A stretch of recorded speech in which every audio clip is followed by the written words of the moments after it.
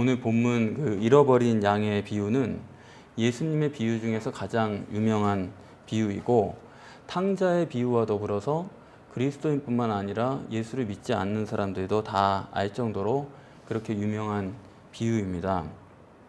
목자가 99마리 양을 두고 잃어버린 한 마리 양을 구원하러 갔다는 것 때문에 이 비유는 주님의 사랑에 관한 비유로서 2000년 기독교 역사 동안 다 그렇게 해석을 해왔습니다.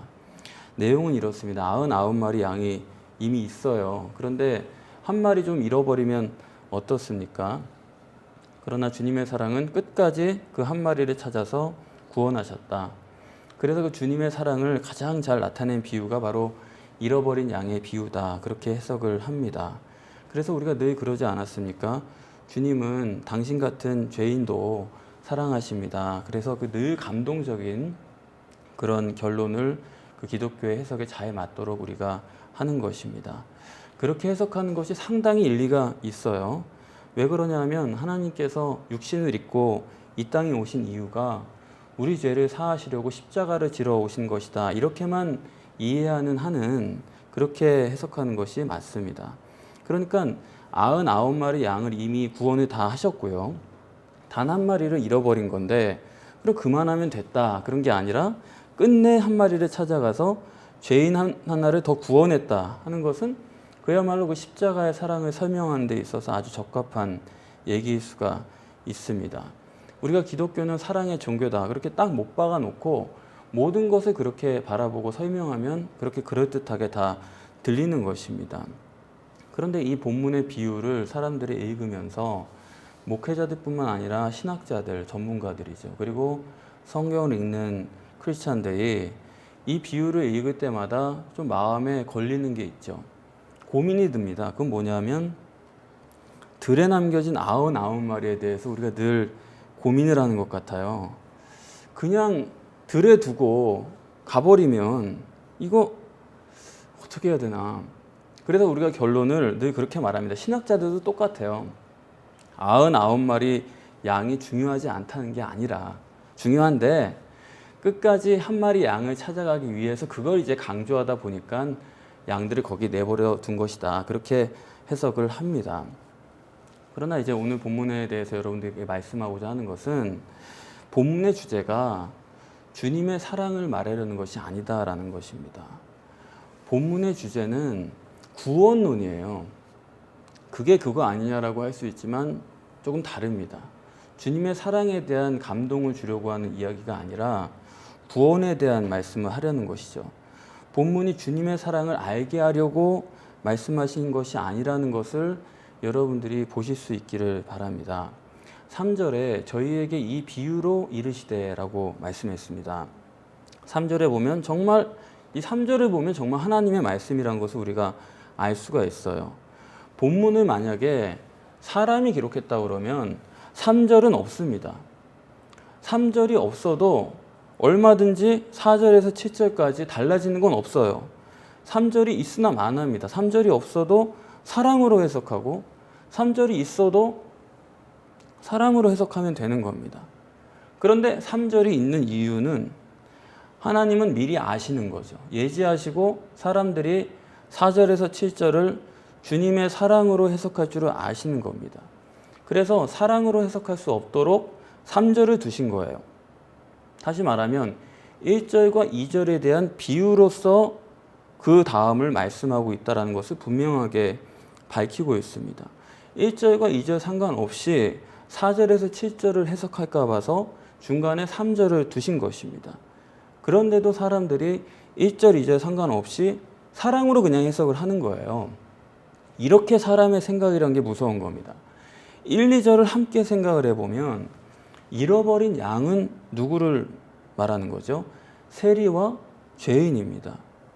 말씀을 들으러 가까이 온 사람들이라고 말하고 있어요. 그리고 99마리 양은 누가 됩니까? 주님께서 죄인을 영접해서 음식을 같이 먹을 때 같이 먹는다고 원망한 사람들을 이야기하는 거죠. 그런데도 이걸 가지고 99마리는 그렇게 신경 쓸 문제가 아니고 이건 어디까지나 사랑에 관한 얘기다. 그렇게 말하면 그건 안 되는 거예요. 그렇기 때문에 예수님께서 3절을 굳이 두어서 1, 2절을 무시하고 그 다음 구절을 그냥 좌우지간 사랑이다 이렇게 하지 못하도록 꼼짝 못하게 여기 만들어 놓으신 겁니다. 이 말씀은 왜 그렇게 강조를 드리냐면 성경은 정말로 하나님의 말씀이에요. 그렇기 때문에 우리가 적당하게 알아들을 수 있는 게 아니고 좀 더 기도하면서 많은 기도를 통해서 신중을 기해서 읽어야만 하는 것이 하나님의 말씀입니다. 그냥 우리가 딱 못 박아 놓고 거기에 맞춰서 모든 것을 생각하면 안 된다는 것이죠.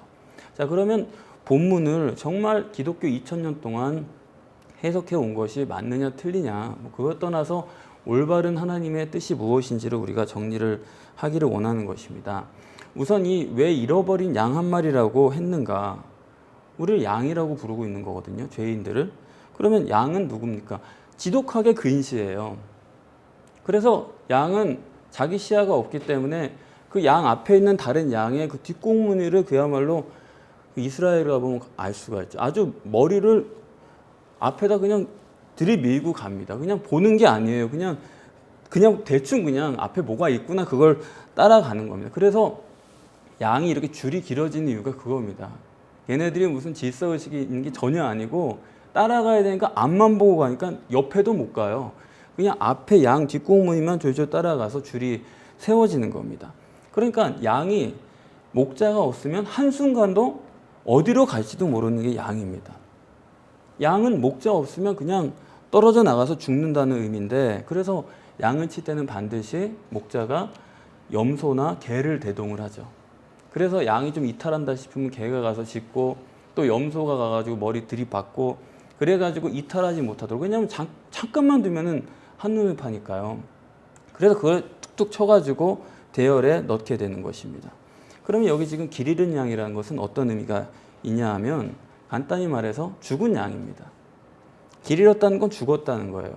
헬라어로 아폴로움이라고 하는 단어인데 그거는 길 잃었다는 뜻이 아니고 원래는 멸망했다 그런 뜻입니다. 그래서 지옥에 멸망받았다 할 때도 그 아폴로움이라고 하는 똑같은 단어를 쓰는 아폴로움입니다. 그래서 지금 길 잃었다고 하는 문맥상의 그런 가능성은 있어요. 그렇게 뭐 의역은 할 수 있지만은 원래 단어는 완전히 멸망받은 상태를 말하는 겁니다. 그러면 그게 나쁜 의미냐? 그게 아니라 예수님 말씀대로라고 하면 자기를 부인하고 자기를 죽인 그런 양을 말하는, 그 죽어버린 양을 말하는 것입니다.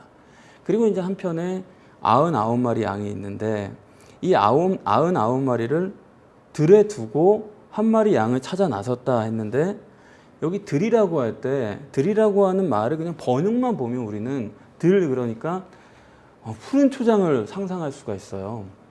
아주 뭐 좋은 곳에다가 양을 이렇게 펼쳐놓고 떠나갔다 그렇게 생각하고 싶지만은 또 이거 헬라어로 읽어보면 에레모스입니다. 에레모스라는 것은 광야를 뜻하는 겁니다. 그러니까 목자가 99마리를 광야에 두고 가버린 겁니다. 예수님께서 비유로 드신 것은 99마리는 광야에 내버려뒀다는 겁니다. 그럼 예수님이 비유로 이걸 드셨는데 비유는 없는 거를 비유로 드신 거지 실제 있는 것을 말씀하신 것은 아니죠. 그렇다면 우리는 이렇게 한번 생각해 볼 수가 있어요. 99마리를 비유를 들 때 우리에 두었다. 그렇게 하면 더 괜찮지 않아요? 우리에 두고 한 마리를 찾으러 가시면 되는데 예수님은 실제 사실도 아닌 거를 어차피 만들어낸 얘기인데 왜 그 한 마리를 찾아 나섰는데 99마리를 그냥 광야에 버려두셨다라고 이야기를 했느냐. 그거는 중요한 얘기가 되는 거죠. 그러면 99마리는 갈 길 모르는 양인데 그 양들을 광야에 두고 목자가 없다. 그러면 그거는 죽으라는 거지 살라는 게 아닙니다. 99마리가 중요하지 않다. 뭐 그런 중요하냐 아니 중요하냐 그런 문제가 아니라고요. 그 사람들이 다 헬라어 원문의 박사들입니다. 그런데도 왜 이렇게밖에 해석을 못하느냐. 그건 우리가 좀 생각해 봐야 될 문제예요. 뿐만 아니라 그냥 찾았다는 것도 아닙니다. 그 한 마리를 찾을 때까지 돌아다닌다는 거예요. 그러면 그 한 마리 찾을 때가 한 달이 걸릴지 1년이 걸릴지 10년이 걸릴지 그건 모르는데 찾을 때까지인데 99마리는 광야에 버려두고 한 마리를 찾을 때까지 찾아 돌아다닌다고 하면 도대체 이 99마리는 살라는 겁니까? 죽으라는 겁니까? 이거는 죽으라는 거지 살라는 게 아니에요. 다시 말씀드리면 99마리는 목자가 아예 포기해버린 겁니다. 이거 죽어버리라는 거죠. 그런 거지 하나님이 사랑이 많으셔서 99마리를 구원하시고 나머지 1마리까지 찾아서 그런 게 아니란 얘기예요. 99마리는 앞으로 롬이 멸망해버리라는 것이고, 그렇기 때문에 본문에 택도 없이 99마리를 구하고 나머지 1마리도 끝까지 찾아서 그러면 감동스럽긴 하죠. 그러나 그건 상투적이고, 그리고 본문하고는 아무런 상관이 있는 얘기가 아닙니다. 전혀 다른 얘기를 하는 거예요. 본문은 주님의 사랑을 감동스럽게 말하려는 것이 전혀 아니고 구원과 심판에 관한 이야기입니다. 주님은 딱 잃어버린 양 1마리만 구원하시고 99마리는 아니다 이겁니다. 99마리는 심판하시는 겁니다. 생존하도록 한 게 아니에요. 그러므로 본문은 구원과 심판에 관한 이야기이지 사랑론이 아니라는 것입니다. 그러면 이제 1절과 2절을 연결해서 잃어버린 1마리 양은 누구예요? 죄인과 세리죠. 죄인과 세리는 주님이 영접해서 같이 식사를 한 그 사람들, 그 양입니다. 그리고 99마리 양은 원망하고 있는 바리새인과 서기관들이죠. 그런데 그 99마리를 버리겠다고 하면 그거는 안 되겠으니까 그냥 그렇게 해석을 해버리는 거예요. 말로만 하나님의 말씀이라고 하지 하나님의 말씀을 있는 그대로 보려고 하지 않는 것입니다. 그러면 문제는 문제죠. 왜 주님께서는 잃어버린 양 1마리만 찾아 구원하시고 이미 의인이 된 그 99마리 양은 멸망하도록 하시느냐. 이건 정말 상당히 문제죠. 우리가 가시적인 기준만 가지고 보면 99마리는 지금 목자에게 순종하고 목자와 함께 있는 거예요. 말 잘 듣고 목자가 따라다니라고 하는 대로 같이 잘 움직여 가는 겁니다. 이런 양은 우리의 육적인 기준으로 보면 얼마나 선하고 의롭고 또 말씀대로 살고, 이 바리새인과 서기관들에 대한 우리가 선입견을 쏙 빼고 보자고요. 그 사람들은 정말로 하나님의 말씀을 지켜 살고자 하는 신실한 사람들입니다. 그게 99마리에 대한 가시적 기준으로서의 바리새인과 서기관들이에요. 그리고 잃어버린 1마리 양은 목자가 인도하고 있는데 저 혼자 빠져나간 거예요. 불순종이죠. 이건 자기 고립이죠. 육적 기준으로는 이 사람은 악인이고 죄인이고 미련스러운 사람입니다. 죄인과 세리죠. 그렇게 보여지고 있는 건데, 그런데 이번에는 우리가 영적인 기준, 심령의 기준, 그 본질의 기준을 가지고 다시 한번 보면, 그거로 보면 이 99마리 양과 1마리 양은 어떠냐 이거예요. 창세기 2장 17절에 하나님께서 동산 중앙에 있는 선악을 알게 하는 나무의 열매를 먹지 말라. 먹으면 정령 죽으리라고 경고를 하셨음에도 불구하고 아담과 하와가 그것을 따먹었죠. 그래서 원죄를 범했습니다. 이 원죄라는 것을 복잡하게 지금 말할 수는 없지만 이 원죄의 성경적 의미는 뭐냐면 아담의 후손은 전부 다가 그 원죄를 갖고 태어난다라는 그 결과가 있어요. 태어나긴 태어났기 때문에 육적으로는 다 살았는데 원죄를 갖고 태어난다는 건 뭐냐면 영적으로 죽은 채로 태어난다는 것입니다. 육적으로는 살았는데 영은 죽었다. 속은 죽었다. 속은 다 아무리 겉으로 뭐 어떻게 됐든 간에 의인이든 누구 간에 속은 죄인이라는 거예요. 뿐만 아니라 이 아담의 후손은 영적 기준으로 보면 성경에서는 그 사람을 소경이라고 표현을 합니다. 눈이 어두워져 가지고 말씀을 봐도 있는 그대로 못 본다니까요. 우리가 성령이 비춰주시지 않으면 우리가 몰라요. 이거를 글을 읽어도. 그렇게 보면 99마리 양이랑 1마리 양은 영이요 심령이요 본질의 기준으로 볼 때는 둘이 같습니까? 다릅니까? 같아요. 뭐가 달라요? 같죠. 똑같이 죽은 존재고 육적 기준으로 보면 물론 99마리는 선하고 의롭고 그렇게 살았고, 그리고 1마리 양은 육적 기준으로 보면 죽었고 죄인이고 그런 차이가 있을 뿐이지, 그러나 영적 기준으로 보면 다 죽은 존재고 죄요, 소경입니다. 지독한 근시로 지금 양을 표현하고 있는 것처럼 99마리 양이나 1마리 양이나 다 근시예요.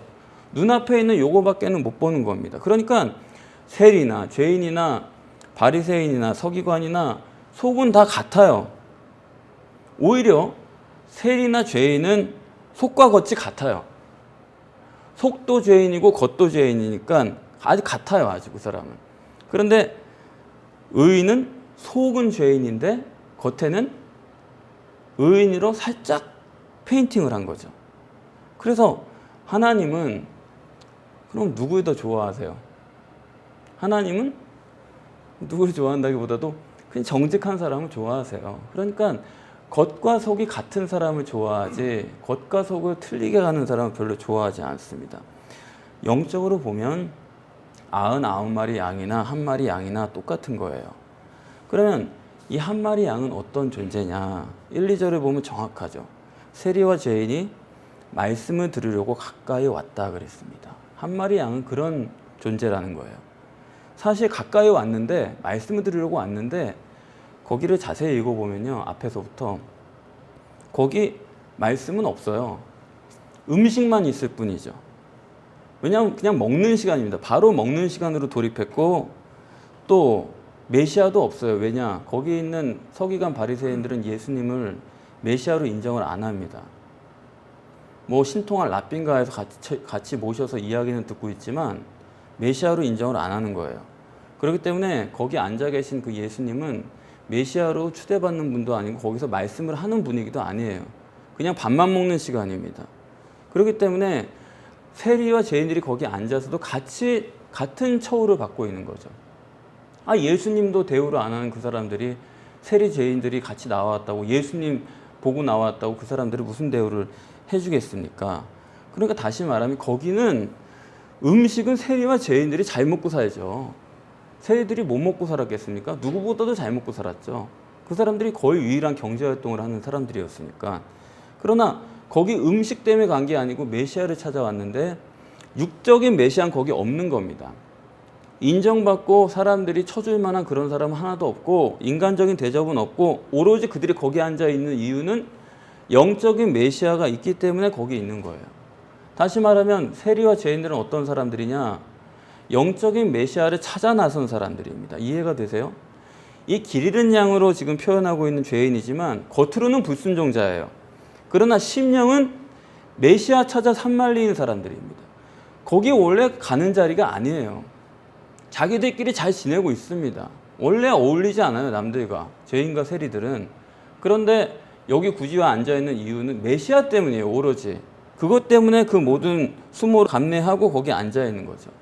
요한복음 4장의 수가성 여인을 여러분이 잘 아실 것입니다. 어떤 여인입니까? 지금까지 남편이 5명이었고 지금 사는 남자 6번째인데 그 사람도 자기 남편이 아니고 남의 남편 빼앗아서 사는 그런 사람이에요. 도대체 남편이 6명이면 도대체 뭘 어쩌자는 겁니까? 뭐 어떻게 하자는 사람이에요. 그런데 영적인 기준으로는 이 여인은 이야기해 보니까 메시아를 찾아 헤매는 사람인 거예요. 그래서 이 여인은 7번째 남자로 예수님을 만난 것입니다. 영적 기준으로는 길 잃은 양이라는 것은 주님을 찾아서 끝도 없이 방황하는 사람이에요.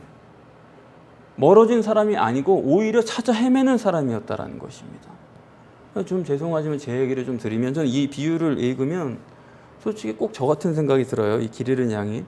왜냐하면 저도 예수님을 처음에 영접한 다음에 그때는 정말 뭐만 해도 예수님 생각을 했어요. 참 그때는 샤워만 해도 샤워를 하면서도 계속 예수님 생각을 하니까 내가 나를 생각해 너무 이상한 거예요. 나는 왜 이래도 되나? 막 걱정이 될 정도로 주님의 생각을 전혀 떨치지 못한 때가 있었는데 그 후로 설교도 듣고 신학교도 가고 교회 생활도 하고 공부도 하고 그러면서도 한 가지 생각이 드는 것은 정말 이건가?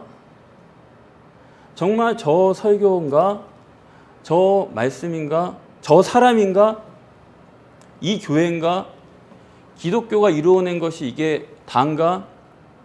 그거를 뭐 20살 때부터 생각을 했으니까 40살까지 거의 그 생각을 한 겁니다. 다시 말하면 저도 그들 중에 일원이 되려고 했죠. 누구보다도 철치맨이 되고자 했는데 그러나 제 마음속에는 항상 방황을 하는 거예요. 그래서 이것도 해보고 저런 사역도 해보고 저런 방식으로도 해보고 다 해봤는데 아니라는 걸 아는 거죠. 그래서 내 마음속에 나는 안 되지만 내 마음속에 기도 제목이 하나 있었는데 그건 뭐냐면 하나님 지금까지 보지 못했던 전혀 새로운 종류의 크리스찬이 출현하게 해주십시오.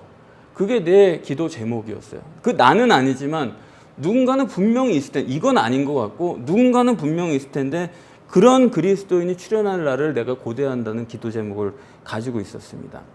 그 보지 못한 크리스찬이 무슨 성자를 말하는 게 아니에요. 깨끗하게 살고 뭐 의로운이라고 선행을 하고 뭐 가난한 사람들과 살고 그런 걸 말하는 게 아니고 무슨 화려하고 엄청난 사역과 부흥을 말하는 게 전혀 아니고 그냥 정말 성경에 있는 그대로인 사람, 성경에 나타난 그 인물과 같은 그런 사람, 그런 교회, 그게 좀 생겼으면 좋겠다. 나는 아니지만 그게 뭔지 모르지만 그게 제 마음의 기도였는데 그러니까 방황을 많이 한 거죠. 사실은 그 안에서 열심히 하면서도. 그런데 정말로 최근에는 제 삶의 목표가 생겼어요. 그래서 이 잃어버린 양을 볼 때 제가 그간에 사역을 하고 장지동으로 헤매고 여의도로 헤매고 그렇게 돌아다니면서도 제 마음속에 뭐 힘든 게 있었던 게 아니고 제 마음속에 늘 찾고 있었던 것은 뭐냐 하면 아마 그것 때문인지도 모르겠어요. 저는 내가 돌아다니면서 주님의 잃어버린 양 한 마리 같은 사람을 찾기를 원하고 만나기를 원했고 그것을 위해서 끝도 없이 돌아다니고 돌아다니는 과정이 다 즐거웠습니다. 그래서 여기 가서 이 사람 만나고 저기 가서 신기한 사람 만나고 그러면서 어느 정도 느꼈어요. 하나님이 만들어 놓으신 이렇게 전혀 다른 종류의 크리스찬들이 분명히 있구나. 그런 가능성을 보았고 그렇기 때문에 이렇게 찾아 헤맨다는 게 이 잃어버린 양이라는 게 저는 실제로 믿어지고 이게 이해가 됩니다. 정말 그런 심령, 마태복음 5장 3절에서 말하는 것처럼 마음이 가난한 심령, 그 심령만 만날 수 있다고 한다면 세상 끝까지 돌아다녀도 그건 아깝지가 않은 거예요. 그런데 정말 그런 사람을 만나기가 쉽지가 않은 거예요. 지금 여기 99마리 양이라고 했는데 그 사람이 의인이죠. 이 양은 전부 다가 유대인입니다. 이방인이 한 사람도 없어요. 그럼 그 많은 유대인들이 있지만 그 중에서도 100명입니다. 유대인 100명을 딱 추렸는데 그런데 그 중에 길 잃어버린 양은 단 한 마리예요. 그래서 베드로전서 3장 19절 말씀이 생각나는 거죠. 노아의 방주 때 홍수에서 구원받은 사람은 겨우 8명이라 베드로가 그렇게 말했습니다. 그러니까 그 한 명이란 게 얼마나 귀한지 그 한 명을 찾기 위해서라면 주님이 찾도록 찾아다니시는 거가 너무나 당연한 거예요.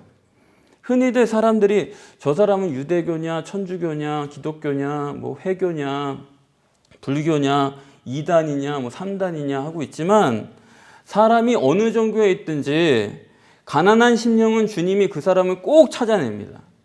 그렇기 때문에 그 종교에 구원이 없다라고 말하기는 상당히 어려워요.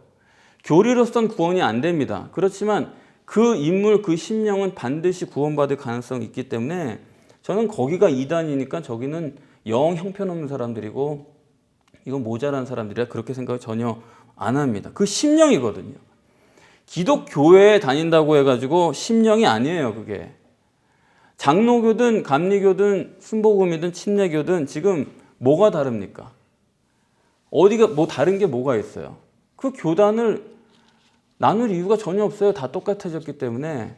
그리고 큰 교회, 작은 교회? 그것도 다르지 않아요. 큰 교회가 있고 큰 교회가 되고자 하는 작은 교회들이 있을 뿐이지 생각이 똑같다고요.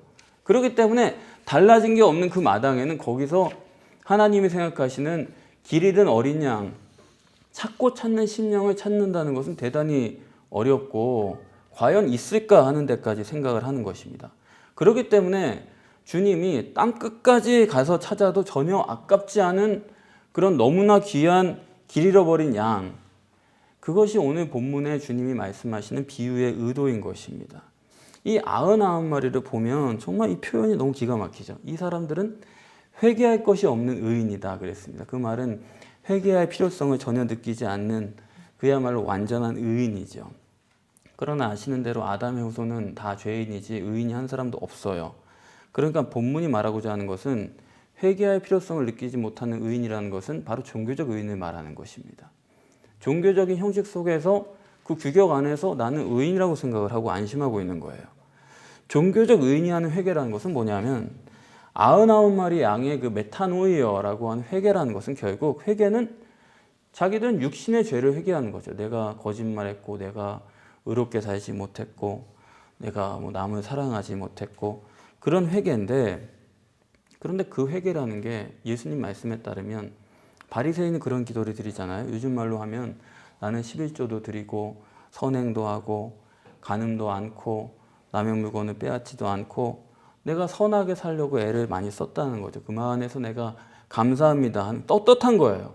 그래서 우리 육신의 죄를 회개해 나가다 보면 여러분들 솔직히 우리가 무슨 그렇게 죄를 많이 짓습니까? 종교 생활하면서 착하게 살려고 하고 그죠? 좋게 대하려고 하는데 우리가 날이 갈수록 그렇게 뭘 그렇게 우리가 큰 죄를 져요. 그래서 그렇게 한 사람의 결론은 뭐냐면 이 바리새인과 똑같아지는 거예요.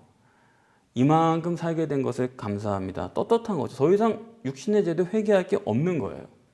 그 회개마저도 종교적으로 변화돼 버리는 겁니다. 내 진심이 없어요 거기에. 늘상 그래 왔으니까.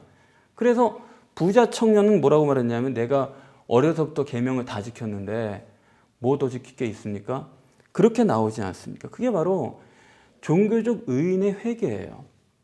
종교적 회개라는 것은 내 죄의 문제를 회개하는 그것은 결국에는 그런 결론밖에 없어요. 우리가 아니 나이가 들면 들수록 그렇게 죄 짓고 싶어도 지을 때도 별로 마땅치가 않아요. 우리가 저도 그렇고. 그러니까 점점 더 죄는 줄어드는데 결국 그러면 뭡니까? 회개라는 것도 사라지게 되는 거죠. 그래서 여러분들이 아무리 내가 죄인이고 그 죄의 회개를 해봤자 주님은 그걸 별로 중요하게 생각을 안 해요. 우리는 가시적인 결과만이 중요하게 보이는 그런 치명적 약점을 가지고 있기 때문에 그것이 기준이 돼서는 안 된다는 겁니다. 여러분이 무슨 잘못하고 무슨 관계가 힘들고 그런 게 여러분들의 기준이 돼서는 안 돼요. 이것이 본문의 의도인 것입니다. 우리 눈에 보기에는 완전할 수 있어요. 또 우리 눈에 보기에는 잘못될 수도 있어요. 그러나 저분이 선하니 악하니 의인이니 죄인이니 뭐 성공했느니 타의 모범이니 하는 것은 다 무슨 기준이에요? 무슨 기준으로 우리가 그 말을 하는 겁니까? 하나밖에 없어요. 그건 우리가 그냥 겉으로 보는 거죠. 아, 저분은 완전한 사람인데 그러나 주님은 그 완전한 사람들을 멸망시킨다는 사실을 우리가 알아야 됩니다. 이거 정말 어려운 얘기죠. 그러면 이 한 마리 양의 회개란 무엇이냐? 이 한 마리 잃어버린 양은 말씀을 가까이 들으러 왔다.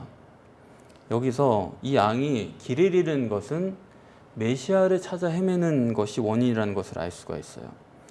그러므로 이 한 마리 양의 회개는 99마리의 회개와는 전혀 다릅니다. 차원이 달라요. 그 의인들은 종교적인 죄의 뉘우침을 통해서 내가 회개를 했다라고 생각을 합니다. 그러나 본문에서 죄인 하나가 회개한 그 회개는 죄를 뉘우친 게 아니에요. 그건 뭐냐면 주님을 찾아간 게 회개입니다. 내가 죄인입니다. 그거는 중요한 게 그건 전혀 중요한 게 아니에요. 주님을 찾아가는 게 회개지 영이신 주님을 찾아가는 게 회개지 육신도 아니에요. 볼 게 하나도 없는 그 사람을 찾아가서 옆에 앉아있는 그게 회개인 겁니다. 그게 주님을 찾아 나선 거고 그게 진정한 영적인 주님을 만나는 길인 거죠. 그러므로 99마리의 그 육적 종교적 회개 그리고 한편 한 마리 양의 회개 이건 메타노이어라는 건 영어로 말하면 turn again이라고 번역할 수가 있는데 다시 말하면 이거는 죄의 회개가 아니라 영적인 돌아섬 영적 인간으로의 회개를 말하는 거예요. 회개를 우리가 죄의 회개라고 그 항상 머리에 받고 있는데 그걸 빼버려야 됩니다. 회개입니다. 그냥 그건 뭐냐면 영적 인간으로 돌아가는 걸 말하는 거예요. 이걸 모르고 둘 다 똑같은 회개로 보면 그거는 잘못 보게 되는 거예요. 모든 걸. 따라서 주님이 구원하시는 한 마리 양이란 것은 육체로 무엇을 이룬 게 아닙니다. 죄 회개 기도를 드리고 뭐 선행을 하고 뭐 거짓말 안 하고 죄 안 짓고 그게 구원이 아니라고요. 회개는 주님 앞에서 내 심령이 깨진 거예요. 육신을 이룬 게 아니라 내 심령을 이룬 것입니다. 육만을 향했던 심령이 영으로 돌아서는 거예요. 육만을 향했던 내 심령을 버리는 것입니다. 이 점이 가장 어려운 거예요. 그렇기 때문에 우리가 심령이 깨져서 무엇을 한다는 게 대단히 중요하죠. 이 심령이 깨져서 여러분들이 설교를 듣고 계십니까? 그게 가장 중요한 거예요. 이 설교에도 우리가 어떤 설교를 듣든지 마찬가지입니다. 그거에 납득이 되고 동의가 되고 내가 그걸 이해가 되고 그게 아니에요. 그게 내 심령이 아폴루미가 돼서 내 심령이 깨져가지고 들리는 말씀이 그게 말씀이지, 내가 그걸 알아듣는 거는 전혀 중요한 문제가 아니고 구원과는 상관이 없습니다. 하나님께서 왜 이렇게 이 땅에 우리를 오래 두시는 겁니까? 정말 우리 구원하셨다고 한다면 이 땅에 왜 이렇게 오래 내버려 두는 겁니까? 데려가시면 되는 거잖아요. 전도하라고 내버려 두는 겁니까? 전도할 말도 없어요. 나는 솔직히 그동안에 예수 믿으란 말하고 교회 오란 말이었지 그게 전도입니까? 그건 전도가 아니죠. 그건 그냥 말이죠. 내가 과연 그리스도인으로 살아오다가 여러분 가만히 여러분 자신을 살펴보십시오. 내 심령이 깨질 기회가 사실은 한 번밖에 없어요. 없습니다. 기회가 그렇게 오는 게 아니고 내 심령이 깨질 기회는 한 번이에요.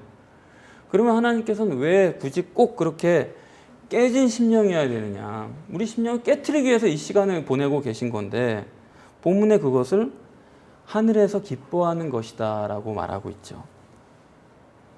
깨진 심령인 이유는 하늘에서 기뻐하기 위해서 그런 거예요. 땅에서 기뻐하는 것과 하늘에서 기뻐하는 것은 다릅니다. 주님이 이 땅에 오신 목적이 육신을 구원하고 세상을 구원하고 우리들의 생활을 구원하기 위한 것이라면, 그것이 목적이었다면 하늘에서 기뻐하는 것이어야 되겠습니까? 땅에서 기뻐하는 것이어야 되겠습니까? 세상을 구원하고 육신을 구원하는 것이라고 한다면 세상에서 기뻐하는 것이어야지 하늘에서 기뻐하는 것이어서는 안 되는 것입니다. 하늘에서 기뻐하는 것이라는 말은 주님께서는 이 땅에 오신 목적이 세상에서 기뻐하는 것이 아니라는 거예요. 그걸 위해서 오신 것이 아니다. 그래서 우리 인간이 워낙 육체가 강하고 눈앞에 보이는 것만 그렇게 우리가 너무나 뚜렷하게 보는 소경이니까, 그래서 우리가 말은 다 천국 구원이라고 해요. 그렇지만 세상에서 결국 다 잘 되고 그걸 전부 하나님의 사랑이라는 이름에다 딱 붙여놔가지고 이게 정말로 헷갈리고 사람들이 이게 미혹되는 게 그런 거예요. 말은 그렇지 않습니까? 말은 이게 다 천국이라고, 이게 다 영적인 거라고 하지만 가만 들여다보면 그거는 영적인 건 전혀 아니고 전혀 이 세상 것이고, 그걸 하나님의 사랑이랑 붙여놓으니까 이거 완전히 이거 우리가 지금 혼동이 있는 거죠. 여러분 늘 말씀드리지만 여러분의 관념과 여러분의 실제는 분명하게 달라야 됩니다. 그 차이를 분명하게 해야 돼요. 생각으로 아는 건 절대로 그건 실제가 아닙니다. 영화를 보면 마피아들이 항상 음식을 만드는 장면이 나와요. 마피아 영화에는. 그래서 새벽까지 살인을 하고 폭력을 하고 들어와서는 손 씻고 애들한테 음식을 만들어주죠. 그 장면이 참 좋아요. 저도 가끔씩 애들한테 음식을 만들어줄 때마다 약간 그런 느낌을 받거든요. 나는 악당이지만 애들한테 이런 걸 만들어주면서 아주 어떤 마피아 같은 약간 쾌감을 느끼거든요. 다시 말하면 악인도 그렇게 악인이지만 관념 속에서는 얼마든지 선을 행할 수가 있고, 그런 관념과 실제가 다른 악인들이 마피아의 세계만 있겠습니까? 종교에도 들어와 있는 것입니다. 종교의 양의 탈을 쓴 이리 같은 자들이 얼마든지 우리의 생각을 혼동케 해가지고 우리를 끌고 갈 수가 있는 거예요. 말로는 예수 피로 구원받습니다 해놓으니까 사람들이 예수 피로 십자가 져버렸으니까 그럼 구원은 받았네, 그럼 천국 구원은 된 거고, 그러면 이제 우리는 육체 우선이고 가시적인 결과가 전부니까 그 다음부터는 평생 우리가 세상을 위해서 살아가는 겁니다. 구원은 기본인데 구원은 다 됐는데 그러니까 본문을 구원론으로 전혀 볼 수도 없는 거예요. 무조건 이 세상을 위해 살아가야 되니까. 여러분 흔히 말하는 그 삼박자 구원이라는 게 우리 지금 모든 교회가 다 공유하고 있는 겁니다. 말만 그렇게 안 쓸 뿐이지. 피로 제사함 받고 구원 받았으니까 자 구원 받은 거예요. 확신해야 돼. 구원 받았어. 확신해 놓고 그 다음엔 하나님은 우리가 이 땅에서도 남은 시간을 잘 살고 부자 되고 건강하고 잘 되는 걸 좋아하신다는 거예요. 그러면 도대체 이 99마리는 어떻게 되는 겁니까? 주님이 이 사람들을 심판으로 규정해서는 안 되는 거죠. 여러분, 절대로 예수님이 말씀하시는 구원이라는 것은, 그분의 목적은 절대로 이 세상 구원이 아닙니다. 이 육신의 일을 잘 되게 하려는 것이 그분의 목적과는 전혀 상관이 없어요. 본문에서는 그것을 하늘에서 기뻐하는 것이라고 말하고 있어요. 하늘은 천국을 말하는 거예요. 천국에서 기뻐하는 것이다. 천국에서 기뻐하는 것은 그러면 영혼이지 육신이 아니라 이거예요. 천국은 육신이 못 갑니다. 천국에는 영혼만 남는 거예요. 무슨 일이 있어도 못 가져가요. 여기서 아무것도. 그건 우리가 다 상식으로 알지 않습니까? 천국은 육체하고는 상관이 없어요. 천국 가서는 육체가 없는데 가서 간음을 하고 싶어도 할 수가 없어요. 간음이랑 도둑질 하고 싶어도 못 합니다. 훔칠 게 없어요. 그래서 예수님께서는 부활 논쟁 때 말씀하지 않습니까? 뭐 일곱 형제 가지고 얘기하는데 예수님께서 야, 부활 시에는 육체가 없기 때문에 거기서는 우리가 천사 같아서 시집 가고 장가 가는 게 없어. 너희가 영이 뭔지를 모르니까 거기서 누가 누구의 아내가 될 거냐 그걸 따져 묻는데 그거는 영적인 세계를 몰라서 그런 질문을 하는 거다. 그렇게 말씀하시죠. 거기에는 인종도 없고 거기엔 남녀의 구별도 없어요. 심지어 부모 자식도 없습니다. 여기서 부모 자식이지 거기서는 아무것도 없는 거. 영의 세계인데 무슨 육신이 무슨 상관이 있어요. 거기는 전혀 그게 아니죠. 그래서 창세기부터 계시록까지 하나님께서 성경에서 말씀하시는 것은 뭐 어디에 봐도 마찬가지입니다. 그분의 유일한 목적은 천국의 완성이에요. 그래서 예수님께서는 하나님 나라에 대해서 증거하시지 않았습니까? 예수님이 예수 그리스도 십자가에 대해서 증거하셨습니까? 십자가를 증거하러 오시지 않았어요. 십자가를 통해서 천국을 말씀하려고 한 거지, 하나님 나라를 말씀하고자 한 거지, 십자가는 수단입니다. 그건 목적이 아니에요. 그것을 통해서 천국 구원을 완성하려고 오신 거예요. 그러면 천국 구원을 완성하려고 주신 복음인데 그걸 맨날 세상 완성하려고 그 복음을 바꿔가지고 전하면 되겠습니까? 그걸 바울은 다른 복음이라고 말한 거예요. 복음 같은데 이건 다르다. 그럴듯하지만 아니다라는 거죠. 그러니까 다른 복음을 따라 믿게 되면 결론은 다른 복음을 심었으니까 다른 결과를 낳게 되는 거예요. 그건 치명적이죠. 그때 가서 바꿀 수가 있습니까? 못 바꾸는 거예요. 천국 앞에 가가지고는. 그렇기 때문에 절대로 전지전능하신 하나님이 천지를 창조하시고 이 모든 역사를 주관하시는 이유는 이 땅을 유토피아로 만들려고 하시는 게 아닙니다. 이건 임시예요. 임시. 천국은 영원이고 그렇지 않습니까? 그래서 천국이 목적이면, 천국이 기뻐하는 사람이 되려면 천국 기준이어야 되지 이 세상 기준이어서는 안 됩니다. 그게 이제 어려운 거예요. 육신을 입고 우리는 여기 살고 있지 않습니까? 그런데 우리의 목표는 천국 구원이라는 거죠. 기준은 이 땅이 또 아니에요. 천국 구원이라는 거는 기준이 천국이라는 얘기거든요. 천국 기준.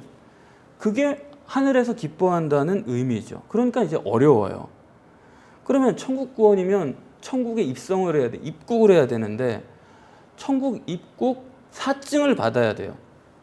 그걸 받고 나가야지. 미국에 이민 가려면 미국 법에 맞아야지 대한민국 법에 맞으면 되겠습니까? 미국 법에 맞아야지 대한민국에서 뭐 잘 살고 의롭고 선하고 그거는 소용이 없어요. 미국 법에 안 맞으면 이민이 안 되는 겁니다. 마찬가지로 천국에 들어가려면 이 세상 법에 맞아가지고는 천국에 들어갈 수가 없어요.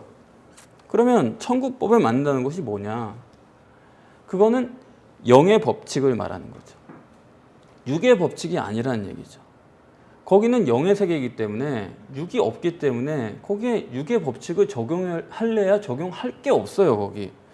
그렇기 때문에 욥기에서 그렇게 말하잖아요. 너희가 이 땅에서 선하고 의롭고 죄짓고 그게 너희들 간에나 상관이지 하나님께 무슨 상관이냐 도대체. 그래서 빌립보서에서도 우리는 천국의 시민권을 갖고 사는 사람이다. 이 땅에 살지만 천국을 바라보며 살아야 된다. 천국에 맞춰서. 그게 중요한 거예요. 여기서 죄를 덜 짓고 더 짓고 그거는 전혀 중요한 게 아니에요. 그거는 예수님이 십자가에서 다 해결해 버린 겁니다. 그걸 가지고 왈가왈부하고 괴로워할 필요도 없고 그걸 가지고 뭐 따질 필요도 없는 거예요. 그래서 시중에 우리가 쉽게 접할 수 있는 교회나 설교 속에서 들어보면 천국 시민권에 대한 이야기는 거의 드뭅니다. 그런 교회는 거의 없어요.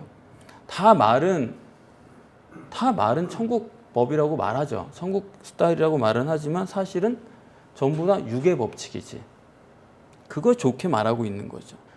이런 구조를 갖고 있다는 것 자체가, 그리고 그걸 놓칠 수가 없는 거예요. 우리 또 교회 하는 사람들은.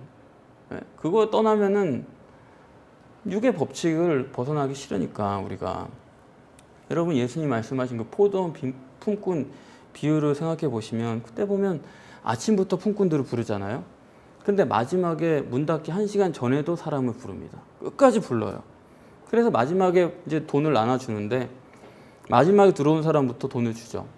1시간 일한 사람한테 한 데나리온 주고 2시간 일한 사람한테 또 주고, 그러니까 2시간 전에 들어온 사람들이 전부 다 불만을 하는 거예요. 아니 우리는 고생을 했는데 저 사람들이랑 똑같이 주면 그게 말이 되느냐. 육의 법칙으로는 이게 이해가 안 되죠. 공의의 하나님인데, 공평하신 하나님인데 거기에 맞춰서 줘야지. 하지만 영의 법칙으로는 이해가 되는 겁니다. 영의 법칙은 다다익선은 아무 의미가 없어요. 이 땅에서 뭘 이루었든지 무슨 대단한 업적을 했든지 그거는 아무 의미가 없어요. 다다익선은 아무 의미가 없고 영의 법칙은 그냥 본질입니다. 감사하며 충성하며 일했느냐, 부르심에 응답했느냐의 문제지 오랜 시간은 중요한 게 아니에요. 거대한 업적도 의미가 없습니다. 그렇기 때문에 천국법이란 건 바로 그런 식이에요. 그러므로 우리 이 땅에서 여러분들이 그래도 뭐 굉장한 걸 좀 이루어 봐야지, 뭐 성실하게 한번 해봐야지, 그게 정말 하나님의 뜻이겠습니까? 여기서 이룬 거는 단 한 토요도 천국에 들어가지 못해요. 여기서 천국을 바라보게 하고 천국을 준비하게 하는 거지, 스티브 잡스가 누구며 빌 게이츠가 누구며 아무 의미가 없는 겁니다. 그렇기 때문에 큰 거가 필요가 없어요. 하늘에서 기뻐하는 사람은 이 땅에 대해서는 완전히 아폴로미, 죽어야 되는 것입니다. 거기에 대해서 무슨 꿈과 욕망을 크게 갖는 것 자체가 그거는 아니요. 아폴로미, 그냥 이 세상에 대한 그런 것들을 포기해야 되는 거예요. 그 본문에 잃어버린 양이라는 것은 주님을 찾아 헤매는 거죠. 그리고 주님은 그 사람들을 찾아 만난 거예요. 그러니까 결코 이건 수동적인 건 절대 아닙니다.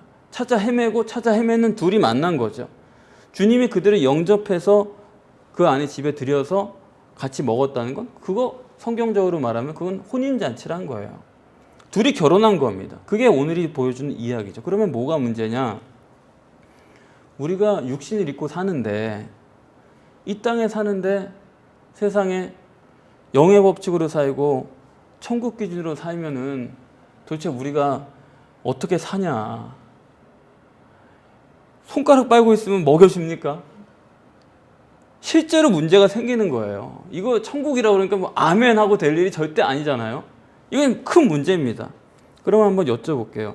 오늘 본문에서 주님이 잃어버린 양을 찾아가지고 끌고 왔으니까 어깨에 메고 오셨습니까? 왜 어깨에 메고 오셨을까요? 이 말씀이 참 이게 놀라운 거예요. 아무것도 할 게 없다라는 겁니다. 손가락 빨고 있으라는 얘기는 절대 아니죠. 그게 잘 이해를 하셔야죠. 아무것도 할 게 없는 거예요. 주님이 다 하시는 거예요. 내가 하는 것 같다고 생각하세요? 아니요. 주님이 다 하시는 겁니다. 그 속에서 내가 천국을 찾아가는 거예요. 영적인 싸움과 고민을 해 나가는 거지, 여러분이 수고하고 생각해서 이렇게 된 게 아니라는 겁니다. 그러니까 그게 구원받은 사람의 이 땅에서의 삶이에요. 이를 악물고 그냥 가는 게 아닙니다. 막 그냥 달리는 게 아니에요. 먼저 그의 나라와 그 의를 구하라. 그리하면 이 모든 것을 너희에게 더하시리라. 여러분들이 잃어버린 양이 되셔서, 주님이 찾은 그 양이 되셔서 주님의 어깨에 얹혀서 편안하게 육신의 삶을 살아서 세상에서 승리하시고 주님의 어깨에 얹혀서 천국에 입국하셔서 주님의 신부로 영원한 천국의 복락을 누리시는 성공자가 되시기를 축원합니다.